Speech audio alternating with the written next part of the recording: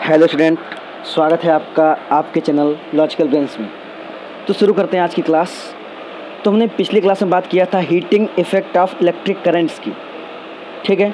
अगर आप वो वीडियो नहीं देखें heating effect of electric current का, तो आप डिस्क्रिप्शन में हमने लिंक दे दिया इस वीडियो के डिस्क्रिप्शन में जाइए, आप वहाँ से लिंक को ओपन करिए। Heating effect of electric current का वीडियोज़ खुल जाएगा, वहाँ से आप देखिए। उसके बाद आप यहाँ पर आएँगे तो न्यूमेरिकल ऑप्शन लगेगा। तो शुरू करते हैं आज का सबसे फर्स्ट न्यूमेरिकल्स हीटिंग इफेक्ट का।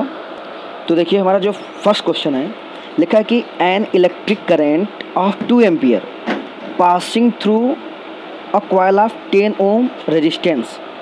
मीन्स कोई भी एक कॉइल है, उसमें से an electric current of 2 ampere pass हो रहा है, ठीक है। हमको दिया गया क्वेश्चन में an electric current of 2 ampere, हमें गिवन है कि जो इलेक्ट्रिक करंट है, करंट आई को डिनोट करते हैं, electric current I equal to 2 ampere passing through a coil of 10 ohm resistance. 2 ampere का जो करंट है वह कॉइल है जिसका रेजिस्टेंस है 10 ओम के रेजिस्टेंस से वो पास हो रहा है। मतलब हमें रेजिस्टेंस गिवन है 10 ओम, ठीक है। फॉर 10 मिनट्स टाइम दे दिया है कि कितने मिनट तक उसमें से करंट फ्लो हो रहा है, 10 मिनट तक। बात समझ में आता है। हमसे पूछा है calculate the amount of heat produce, हमसे हीट पूछ रहा है। तो हम जानते हैं कि electric heat H equal to क्या होता है, I square R into T. मैंने पिछले वीडियोज में इसकी प्रूविंग बताया था, और इसी को क्या बोलते हैं, जूल्स लॉ ऑफ हीटिंग। अब बात है मेरे पास आई तो है, ठीक है, आर भी है, टाइम भी है, पर टाइम एस आई में नहीं है, टाइम मिनट में है। टाइम की एस आई यूनिट क्या होती है, सेकेंड।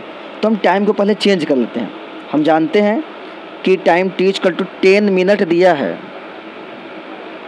तो हम क्या करेंगे, 10 मिनट को हम 10 इंटू 60 मल्टीप्लाई कर देंगे, तो ये सेकेंड में हो जाएगा। That is 600 second. 1 मिनट में 60 सेकेंड, तो 10 मिनट में 10 इंटू 60 मीन्स 600 सेकेंड। अब हम हीट निकालते हैं, तो हीट H इक्वल टू क्या होता है, I square R T. Value रखते हैं सबका, आई की वैल्यू कितनी है 2 का स्क्वायर लिख देंगे, इंटू आर रेजिस्टेंस कितना है 10, इंटू टाइम कितना है 600 सेकेंड। देखिए यहाँ से 2 का स्क्वायर 4 हो जाएगा, और 6 का डबल जीरो यहाँ पे है, मल्टीप्लाई करें तो 6 लिख के 3 जीरो हो जाएंगे, 6000 हो जाएगा, ठीक है। और यहाँ पे 4 6 जा 24 1 2 3 3 0। ये हीट एनर्जी कैलकुलेट हो गया। अब हीट एनर्जी इतना कैलकुलेट हुआ, एनर्जी के अमाउंट क्या होता है या यूनिट क्या होता है, जूल। तो आ जाएगा 24,000 जूल। क्लियर है बात। तो सिंपल सा क्वेश्चन था कि 2 एम्पीयर करंट 10 ओम के रेजिस्टेंस से फ्लो हो रहा है 10 मिनट तक, तो हीट कितना होगा। हमने सारी चीज़ें गिवन था, टाइम मिनट में था, हमने सेकेंड में चेंज किया टाइम को, उसके बाद फार्मूला का यूज़ करके हीट को कैलकुलेट कर दिया। Very simple. सेकंड क्वेश्चन देखते हैं। देखिए हमारा नेक्स्ट क्वेश्चन क्या है, क्वेश्चन नंबर 2 लिखा है 400 joule of heat is produced in 4 second. Means 400 joule का हीट जो प्रोड्यूस होता है वो 4 सेकेंड में इन अ 4 ओम रजिस्टर। एक 4 ओम का रजिस्टर है, रजिस्टर मतलब कोई भी डिवाइस है जिसका रजिस्टेंस कितना है 4 ओम का। 4 सेकेंड में 400 जूल का हीट प्रोड्यूस हो जाता है। इतना बात समझ में आता है। एक 4 ओम का रजिस्टर है, 4 सेकेंड में 400 जूल का हीट एनर्जी प्रोड्यूस हो जाता है। Find potential difference across the register. इस रजिस्टर के क्रॉस में कितना पोटेंशियल डिफरेंस जनरेट होगा, हमको ये कैलकुलेट करना है। तो बिल्कुल सेम क्वेश्चन है, फार्मूला सारा कंसेप्ट से में पोटेंशियल डिफरेंस निकालना है, तो हल्का से इसका वेरिएशन आया है। हम देखते हैं कैसे सॉल्व करेंगे। तो सबसे पहला काम क्या होता है, जो गिवन है हम उसे लिख लेते हैं। तो लिख देंगे गिवन, सेकेंड पार्ट है ये क्वेश्चन का, लिखेंगे गिवन। देखो लिखा है कि 400 joule of heat means heat energy 400 joule हमें गिवन है, प्रोड्यूस इन 4 सेकेंड। टाइम कितना दिया है 4 सेकेंड, ठीक है। इन अ 4 ओम रजिस्टर का अमाउंट कितना दिया, रेजिस्टेंस कितना दिया है 4 ओम। हमसे पूछ रहा है कि पोटेंशियल डिफरेंस क्या होगा, मतलब हमसे V पूछ रहा है। अब V का तो मेरे पास कोई फार्मूला नहीं है, तो हम देखते हैं इसके यूज़ से कैसे निकल सकता है। हमने आपको हीटिंग इफेक्ट में बताया था कि जो हीट प्रोड्यूस होता है वो H इक्वल टू क्या होता है, I स्क्वायर RT। हमने जब इसमें ओम्स लॉ लगाया तो मेरे पास 2 फार्मूले निकल के आए थे। आप पिछले वीडियो में आप देख सकते हैं हीटिंग इफेक्ट वाले में, डिस्क्रिप्शन में लिंक है, आप जाइए देखिए। हमने इसको बताया था यहाँ पे जब ओम्स लॉ लगाया था, क्योंकि Ohm's law V equal to IR से I जब हमने वैल्यू निकाला था I कितना आया था, V अपॉन R आया था। जब मैं इस I की वैल्यू यहाँ पुट किया था तो जो हमारा हीट कैलकुलेट होकर आया था हो जाता है V square upon R square हो जाता है इंटू R इंटू T। मैं बता रहा हूँ फिर से आपको, R से R कैंसिल, तो जो हीट आता था पोटेंशियल के फॉर्म में V square by R into T होता था। क्लियर बात।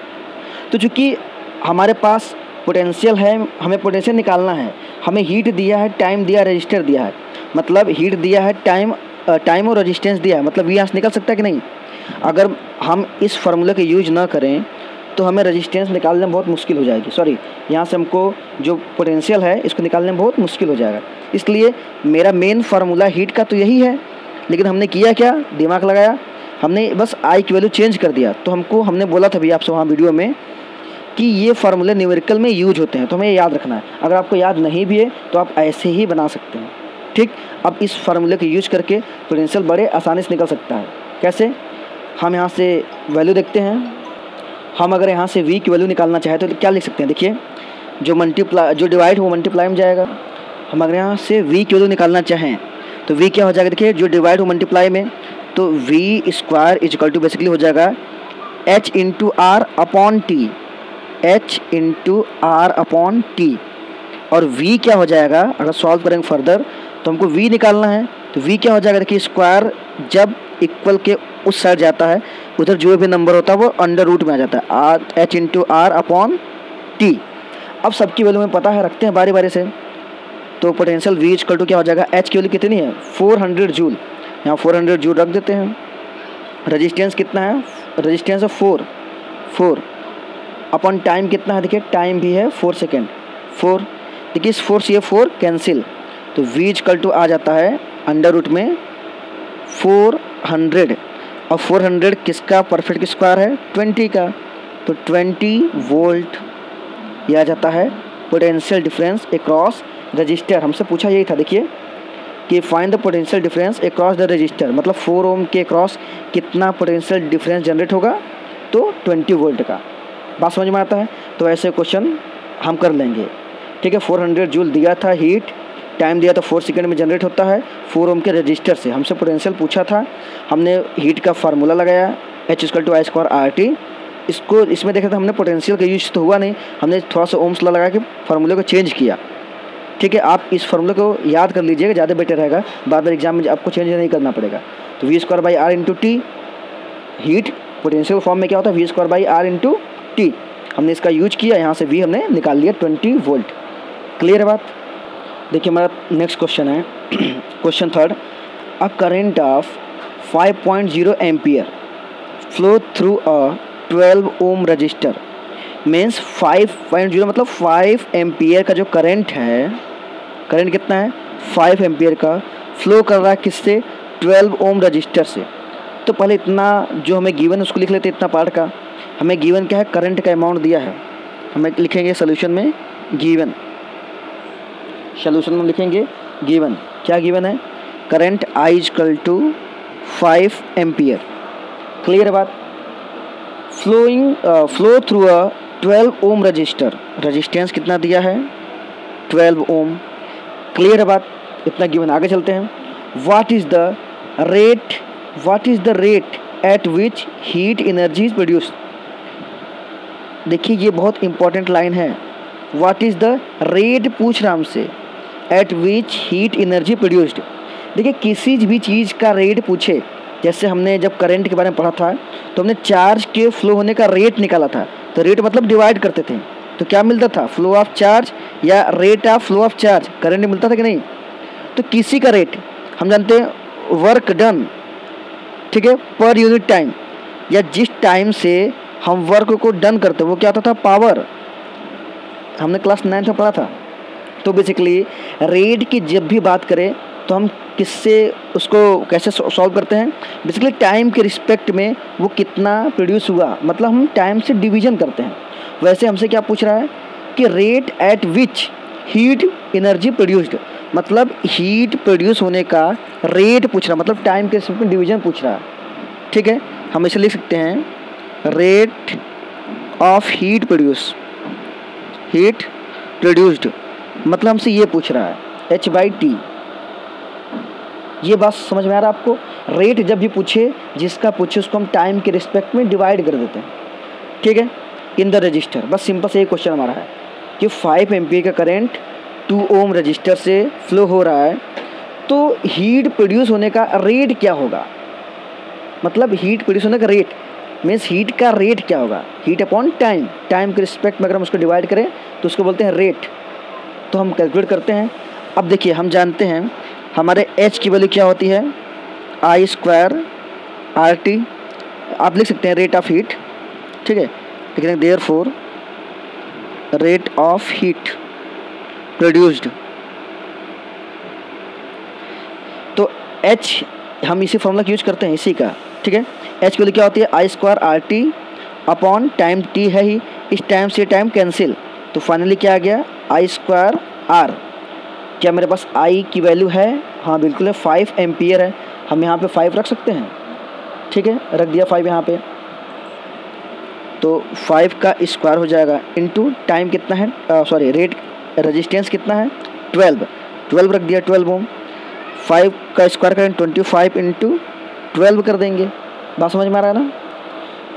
और जब हम इसका 25 का 12 टाइम में मल्टीप्लाई करेंगे तो आता है 300। अच्छा, अब ये क्या है, रेट ऑफ हीट प्रोड्यूस्ड।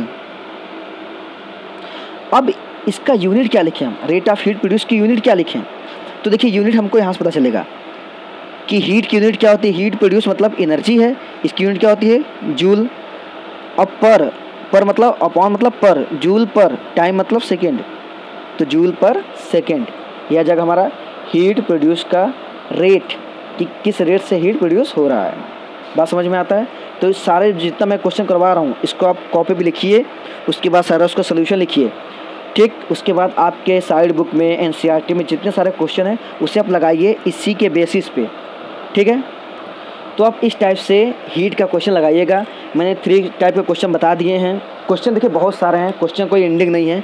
आप अपने हिसाब से, हमने 2-3 क्वेश्चन कंसिडर बता दिया, आप अपने हिसाब से प्रैक्टिस करिए और सीखिए चीज़ों को।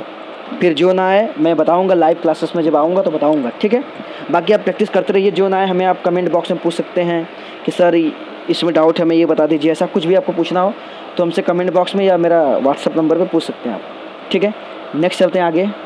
अब हमसे कुछ बच्चों ने व्हाट्सएप पे पूछा था कि सर हमें रजिस्टिविटी का क्वेश्चन समझ में नहीं आया कि रजिस्टिविटी में जब जो लेंथ होता है, जैसे मान लीजिए कोई वायर गिवन है, हमें बच्चों ने पूछा था कि सर जब वायर गिवन होता है कोई भी, उसका अगर हमने उसका रेजिस्टेंस R है, एरिया A है, लेंथ L है, अगर हम उसको स्ट्रेच करके खींच करके लेंथ डबल कर दे तो एरिया क्या हो जाएगा, रेजिस्टेंस क्या होगा। इस टाइप का हमें क्वेश्चन समझ में नहीं आया, तो मैं फिर से इसी वीडियो में इसी न्यूमेरिकल के साथ इसको भी डिस्कस कर लेता हूँ।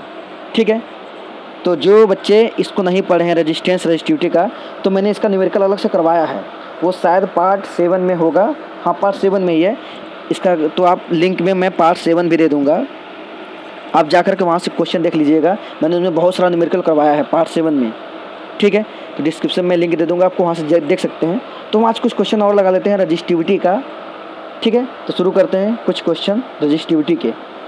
उससे पहले आप एक कंसेप्ट जान लीजिए, बहुत इंपॉर्टेंट कंसेप्ट है कि अगर हम सपोज कोई L लेंथ का वायर है, L लेंथ का वायर है जिसका एरिया A है और जिसका रेजिस्टेंस क्या है R है, जिसका रेजिस्टेंस है R।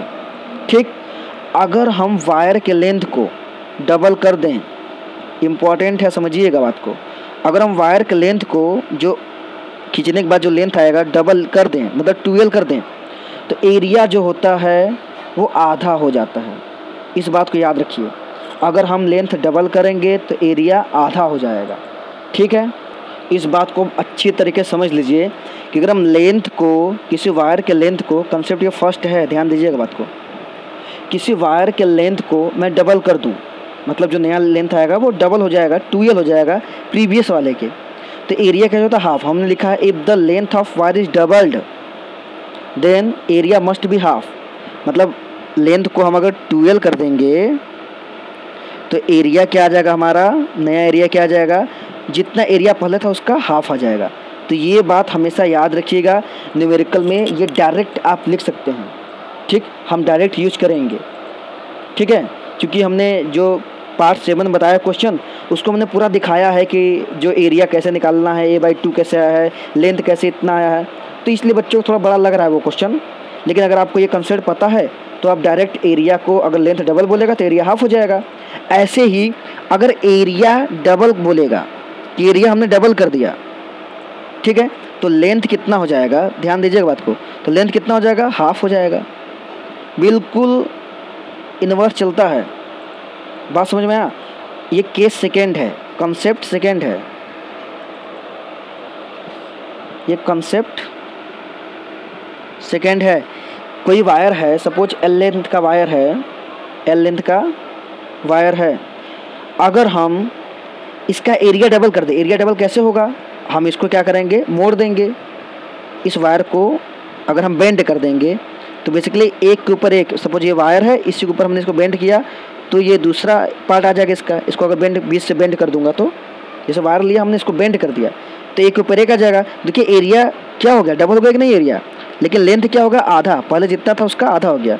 तो ये याद रखिएगा कि अगर हम लेंथ को आधा कर दें तो एरिया डबल हो जाएगा, या ऐसा समझे कि एरिया को अगर हम डबल कर देंगे तो लेंथ आधा हो जाएगा, लेंथ आधा, l/2, ये लेंथ है l/2।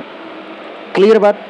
तो हमें दो चीज़ सीखा हमने। पहला क्या सीखा, अगर लेंथ को डबल कर दें तो एरिया आधा हो जाएगा, या फिर लेंथ को आधा कर दें, काटना नहीं है। देखिए ये आधा कर दें मतलब काटने की बात नहीं हो रहा है, ये मोड़ के आधा की बात हो रही है।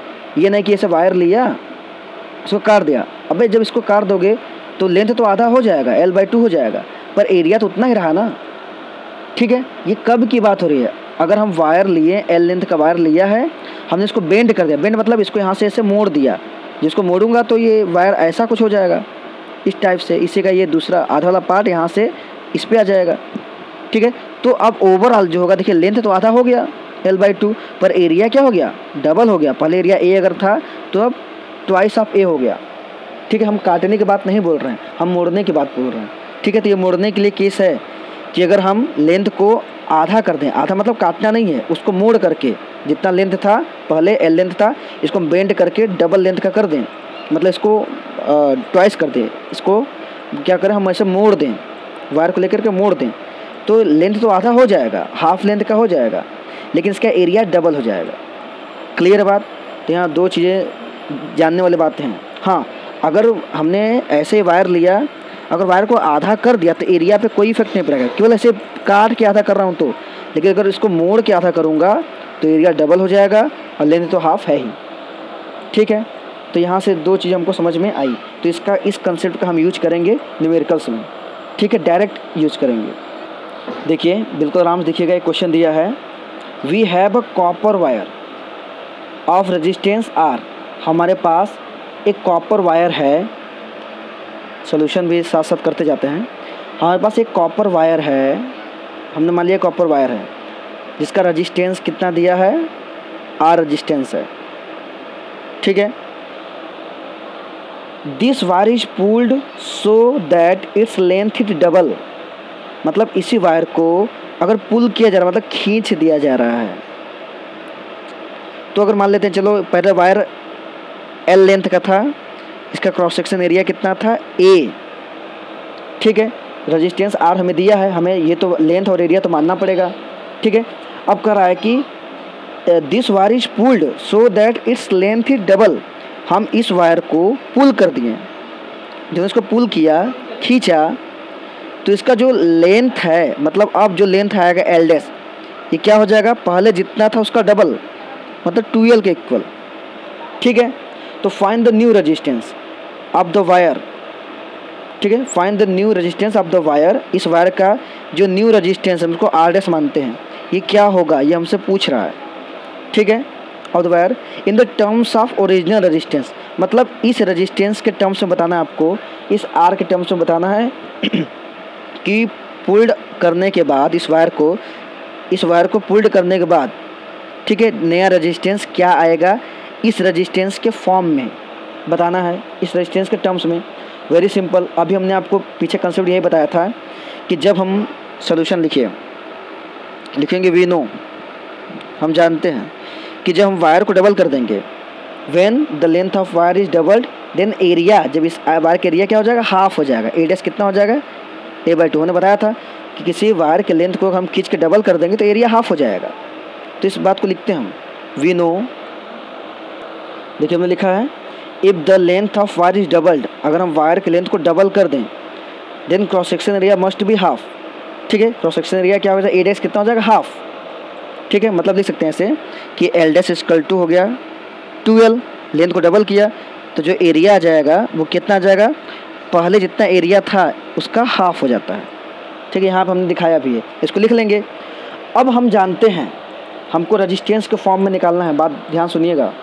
देखिए, और हम ये भी जानते हैं कि कोई भी मेटल हो, देखिए मेटल वायर तो सेम था, कोई भी मेटल वायर हो उसकी रेजिस्टिविटी चेंज नहीं होती, रेजिस्टिविटी सेम होती है। अगर हम इसकी बात करें, इसकी रेजिस्टिविटी की बात करें तो रो इक्वल टू क्या होता है, RA/L। बात समझ में आ रहा है? किसी भी कंडक्टर की रेजिस्टिविटी सेम रहती है, चाहे मैं उसको खींच के लंबा कर दूं, छोटा कर दूं, क्योंकि रेजिस्टिविटी लेंथ पे और क्रॉस सेक्शन एरिया पे डिपेंड नहीं करता। ये हमने बताया है पार्ट 6 में बताया हमने। ठीक है, तो ये सब आप सारी चीज़ें पढ़ के तब ये सब न्यूमेरिकल लगाएंगे तो लगेगा। अब आते हैं बात पे। अब हम जानते हैं कि जो रेजिस्टेंस होता है, जो न्यू रेजिस्टेंस को निकालना है क्या होगा, हम जानते हैं रेजिस्टेंस इक्वल टू क्या होता है, रो L dash upon A dash. ठीक है, हमारा रेजिस्टेंस का फार्मूला होता है रो L/A। नहीं पता है तो जानते रहिए आप। ठीक है, पीछे वाले जितने भी लेक्चर हैं उसको पढ़ के आएंगे तब समझ में आएगा आपको न्यूमेरिकल्स। इसलिए मैं बोला हूँ न्यूमेरिकल्स के लिए आपको पीछे का जितने कंसेप्ट है सब क्लियर होने चाहिए। ठीक है, आप जा कर के वीडियो देख लीजिएगा, आप जा कर के पार्ट 6 देख लीजिएगा। ठीक है, मैं डिस्क्रिप्शन में लिंक दे दूँगा पार्ट 6 का, आप जाकर देख लीजिएगा। उसमें मैंने रेजिस्टेंस और रेजिस्टिविटी बताया है। तो रेजिस्टिविटी वाला पार्ट में देखेंगे तो रेजिस्टेंस कैसे निकाला जाता है, रेजिस्टिविटी कैसे, इस फार्मूला हमने बताया है। और हमने ये भी बताया कि रेजिस्टिविटी जो होता है मेटल्स का सेम होता, चेंज नहीं होता। तो ये सब बात की बातें हैं, ये सब हम ऐसा मानते हैं, आप लोग जानते हैं। न्यूमेरिकल पे आते हैं वरना वीडियो बहुत ज़्यादा बड़ा हो जाएगा। देखिए हमें क्वेश्चन दिया था, एक कॉपर का वायर था L लेंथ का, जिसका रेजिस्टेंस R था, उसको हमने पुल्ड करके डबल कर दिया, उसका रेजिस्टेंस क्या होगा हमसे ये पूछ रहा है। बस सिंपल सा इतना ही क्वेश्चन था। हम जानते हैं कि जब वायर को हम डबल कर देंगे तो उसका जो एरिया होता है वो आधा हो जाएगा। ठीक है, तो हमने देखा कि हमें लेंथ जो है, नया लेंथ क्या है, डबल किया, वायर खींच के डबल कर दिया तो एरिया जो नया वाला आएगा वो आधा हो जाएगा जितना एरिया पहले था उसका। हमसे करा कि न्यू रेजिस्टेंस क्या होगा, हमसे पूछा था resistance R dash equal to था rho L dash by A dash. Solve करते हैं, वैल्यू रखते हैं। रो की वैल्यू होती है RA/L, इस रो की, क्योंकि रेजिस्टिविटी चेंज नहीं होती। रो इक्वल टू क्या होता है, RA/L। रेजिस्टिविटी कभी चेंज नहीं होती है, हमेशा फिक्स होता है, RA/L ही होता है। ठीक है, इनटू L डैश की वैल्यू कितनी है 2L अपॉन A डैश की वैल्यू कितनी है A/2। ठीक है, देखिए ये इस L से ये L कैंसिल, A से A कैंसिल। अब ये देखिए 1/2, ये 2 जाएगा ऊपर। बात समझ में आ रहा है? तो हो जाएगा ऐसे, याद नहीं समझ में आता ऐसे समझ लीजिए, 2 ये हो जाएगा 2R अपॉन 1/2। ठीक है, 2R अपॉन 1/2, समझ रहा बात, 2R अपॉन 1/2 बचेगा। अब 2 ऊपर जाएगा तो कितना हो जाएगा 4R। ये क्या था R डैश। फाइनली जो न्यू रेजिस्टेंस आएगा डबल लेंथ करने के बाद, जो न्यू रेजिस्टेंस आएगा डबल लेंथ करने के बाद वो क्या हो जाएगा 4 टाइम्स प्रीवियस रेजिस्टेंस। बात समझ में आ रहा है? ये हमसे क्वेश्चन पूछा था कि find the new resistance of the wire in the terms of original resistance. तो ओरिजिनल रेजिस्टेंस के टर्म्स में क्या आ गया कि जब हम वायर को खींच के डबल कर देंगे तो जो न्यू रेजिस्टेंस आएगा वो 4 टाइम हो जाएगा ओरिजिनल लेंथ के, मतलब ओरिजिनल रेजिस्टेंस के। हमें पता भी ये बात, बढ़ना भी चाहिए। हमें पता है कि जब हम लेंथ को बढ़ाते हैं तो रेजिस्टेंस बढ़ता है। ठीक है, तो इसलिए देखिए लेंथ को बढ़ाया तो रेजिस्टेंस बढ़ गया। क्लियर है बात? तो आप इस टाइप के जितने भी क्वेश्चन हैं उसको आप लगाएंगे अच्छे तरीके से। अब ये कंसेप्ट आपको समझ में आ गया होगा। आप जो मैंने वीडियोज में बताया है न्यूमेरिकल पार्ट 7 में, वहाँ से भी समझ सकते हैं। वहाँ पर हमने डीप में बताया है कि A/2 कैसे आता है। अगर आप चाहें तो ऐसे इस फार्मूले से भी, इस कंसेप्ट से भी कर सकते हैं। ये छोटा कंसेप्ट है, अच्छा कंसेप्ट है, ठीक है। तो वीडियोस को आप देखते रहिए, सीखते रहिए। ये हमारा 11th पार्ट था, ठीक है। इसके बाद लास्ट पार्ट बनेगा पावर के बारे में, इलेक्ट्रिकल पावर। उसके बाद हमारा इलेक्ट्रिसिटी ख़त्म हो जाएगा अकॉर्डिंग टू सिलेबस। इसके बाद हम पढ़ेंगे magnetic effect of electric current. Thank you, have a nice day. आप वीडियो को अगर आपको अच्छा लग रहा हो तो लाइक और सब्सक्राइब तो आप कर ही दिए हैं, नहीं किए तो कर लीजिए, लाइक कर दीजिएगा और कमेंट कर दिया करिए, जिससे हमें और मेहनत करने के लिए और अच्छा करने के लिए प्रेरणा मिलेगी, ठीक है। तो कमेंट किया करिए, लाइक किया करिए। Thank you so much, have a nice day.